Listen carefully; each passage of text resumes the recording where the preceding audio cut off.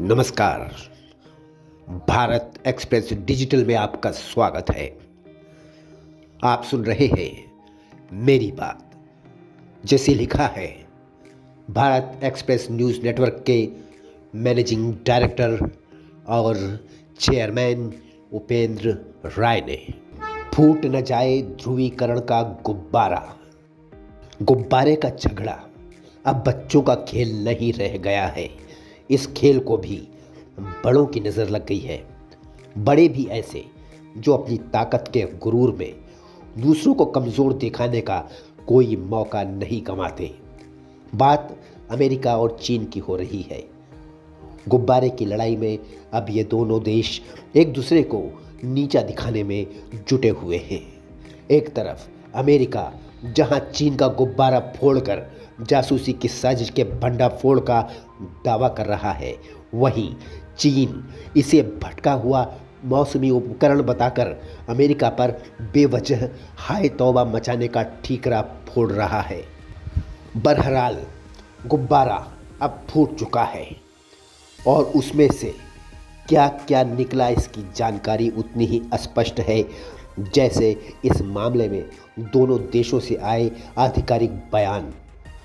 जो स्पष्ट है वो ये है कि दोनों पक्षों में ज़बरदस्त आपसी संदेह है और यही बात इस घटनाक्रम में दुनिया की दिलचस्पी की सबसे बड़ी वजह भी है।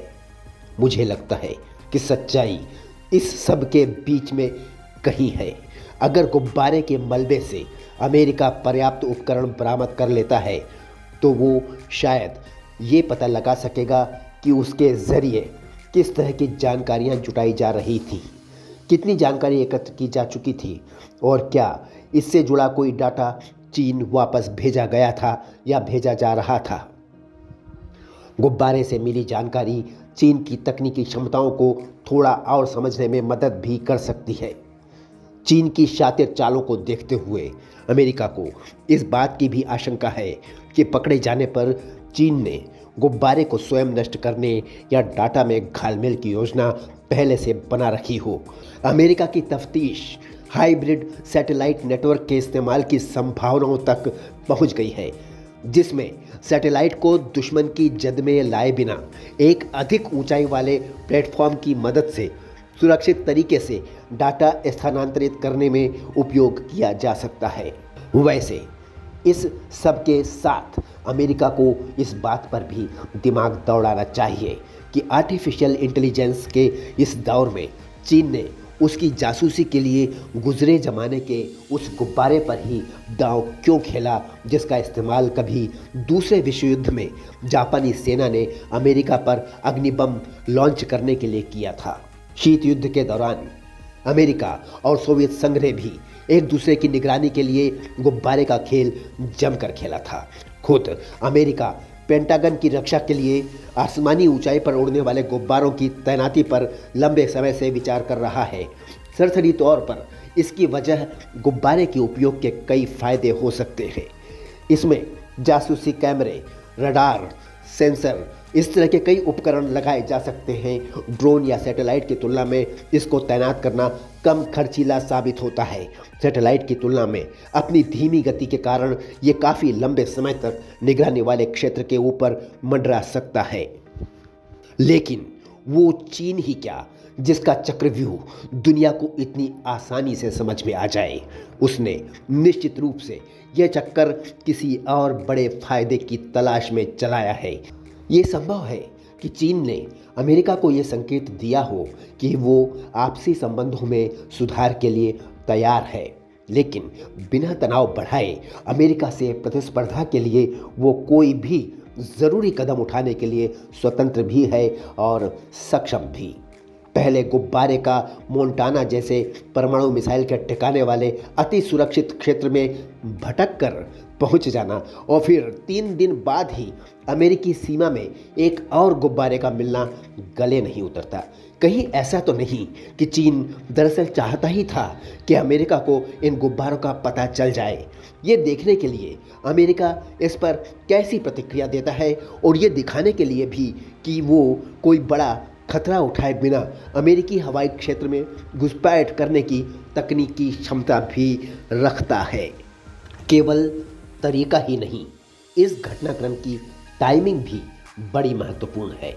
अगर चीन ने जानबूझकर नहीं भी चाहा होगा कि उसका गुब्बारा पकड़ा जाए, तो भी उसके लिए इस चूक का सबसे अच्छा समय कोई दूसरा नहीं हो सकता था। अमेरिका हमेशा से अपनी संप्रभुता को मिलने वाली चुनौतियों को लेकर बेहद संवेदनशील रहा है।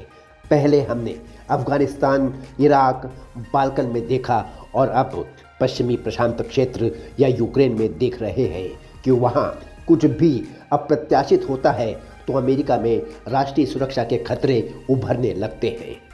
कोरोना की मार, गैस की बढ़ती कीमतें, महंगाई के कारण इस खतरे ने और चिंताजनक स्वरूप ले रखा है। इन सब के बीच चीन का उस पर नियमित साइबर हमला करना, कोरोना वायरस फैलाने की जिम्मेदारी से साफ बच निकलना और बुनियादी ढांचे में घुसपैठ करना, साथ ही अब उस पर जासूसी उपग्रह उड़ाते हुए भी दंडित हुए बिना बचे रहने से अमेरिकी नेतृत्व और दुनिया में उसकी बादशाहत दोनों कटघरे में खड़ी हो रही है। साथ ही उसके लिए अब आम अमेरिकी को ये समझाना भी मुश्किल हो रहा है कि चीन के साथ उसका संघर्ष एशिया तक ही सीमित रहेगा और इसकी आंच अमेरिकी ज़मीन तक नहीं आएगी। और ये सब ऐसे समय में हो रहा है जब चीन अमेरिकी विदेश नीति की सर्वोच्च प्राथमिकता है। आशंका के अनुसार अपने विदेश मंत्री एंटनी ब्लिंकन की बीजिंग यात्रा स्थगित करके अमेरिका ने फिर जता दिया कि वो आउट ऑफ द बॉक्स सोचने की जहमत भी नहीं उठाना चाहता।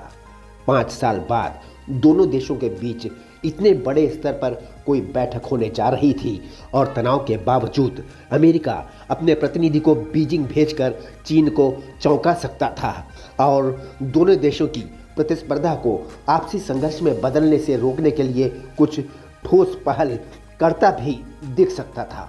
अफसोस कि अमेरिकी राष्ट्रपति जो बाइडन अपनी घरेलू राजनीति के दबाव में ये अवसर भी चूक गए। लेकिन असल खतरा अमेरिका चीन संघर्ष का नहीं, इससे कहीं बड़ा है ध्रुवीकरण का, दुनिया के बंटवारे का। अमेरिका का खुद को चीनी गुब्बारे का एकमात्र लक्ष्य नहीं बताना एक तरह से ध्रुवीकरण की पुरानी बहस को नया आयाम देने जैसा ही है, जिसमें एक तरफ चीन, रूस, उत्तरी कोरिया है और दूसरी तरफ अमेरिका, यूरोप और ज़्यादातर प्रमुख एशियाई देश। अमेरिका के रक्षा विभाग ने इस बात की पुष्टि की है कि इसी तरह के गुब्बारे उत्तर और दक्षिणी अमेरिका, दक्षिण पूर्वी एशिया और यूरोप में संचालित किए जाते थे।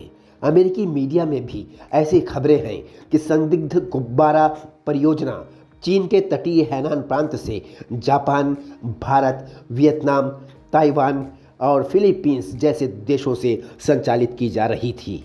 ये भी दिलचस्प है कि सेमीकंडक्टर प्रौद्योगिकी तक चीन की पहुंच को सीमित करने और उसकी माइक्रोचिप सप्लाई चेन को काटने के लिए अमेरिका ने पिछले महीने ही नीदरलैंड के साथ, जापान के साथ भी एक समझौता किया था। ये भी दिलचस्प है कि सेमीकंडक्टर प्रौद्योगिकी तक चीन की पहुंच को सीमित करने और उसकी माइक्रोचिप सप्लाई चेन को काटने के लिए अमेरिका ने पिछले महीने ही नीदरलैंड के साथ साथ जापान के साथ भी एक समझौता किया है। इतना ही नहीं, ताइवान के मुद्दे पर चीन के साथ किसी संभावित संघर्ष की स्थिति के लिए अमेरिकी सेना ने फिलीपींस में अपनी क्षमताओं के विस्तार का ऐलान भी किया है। सामुद्रिक और तकनीकी क्षेत्र के लिहाज से देखा जाए तो उत्तरी सीमाओं पर चीन की आक्रामकता के बाद भारत का झुकाव भी पश्चिम, खासकर अमेरिका की तरफ बढ़ा है। बेशक हमने आर्थिक रूप से चीन के साथ अपने व्यापार को बनाए रखा है और रूस से कम लागत वाली ऊर्जा आपूर्ति भी लगातार जारी है, लेकिन ये भी एक हकीकत है कि जैसे जैसे वैश्विक ध्रुवीकरण बढ़ेगा, हम पर अपनी तरफदारी जाहिर करने का दबाव भी बढ़ेगा। इतना ही नहीं, किसी संभावित बड़े वैश्विक खतरे को टालने की जिम्मेदारी भी शायद सबसे ज़्यादा हमारे कंधों पर ही रहने वाली है। वैसे ऐतिहासिक दृष्टिकोण से देखा जाए तो दुनिया अपने डिफ़ॉल्ट मोड में वापस आती नजर आ रही है। इतना ज़रूर है कि शीत युद्ध के दौर में परमाणु शक्ति संपन्न देशों की जो संख्या 5 तक सीमित थी, वो इस समय 9 तक पहुंच गई है। तो जाहिर है विनाश का खतरा और व्यापक हुआ है। भटके गुब्बारे की तरह ये परमाणु शक्ति संपन्न देश दुनिया में शांति बनाए रखने की अपनी जिम्मेदारियों से नहीं भटकेंगे, इसकी उम्मीद ही की जा सकती है। चीनी गुब्बारे को मार गिराना अमेरिका की ओर से राष्ट्रीय गौरव का एक प्रदर्शन मात्र साबित हो, यही मानवता के लिए बेहतर होगा।